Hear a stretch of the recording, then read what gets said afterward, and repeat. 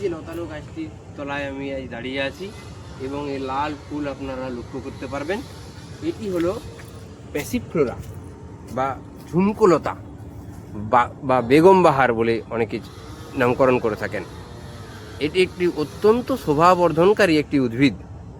এই প্যাসিফ্লোরা বা বাগানবিলাস বা ঝুমকোলতা এর ফুলটি সাধারণত নীল রঙের, সাদা রঙের এবং লাল রঙের, যেটি আপনারা এখন এই মুহূর্তে দেখতে পাচ্ছেন, এই তিনটি রঙে সাধারণত হয়ে থাকে। এটি একটি অত্যন্ত শোভাবর্ধনকারী উদ্ভিদ। এটি আপনার বাগানে গেটে যদি লাগান তাহলে একটি খুব সুন্দর গেট তৈরি হবে এই গাছের এই লতার এবং এই ফুল সমৃদ্ধ হয়ে।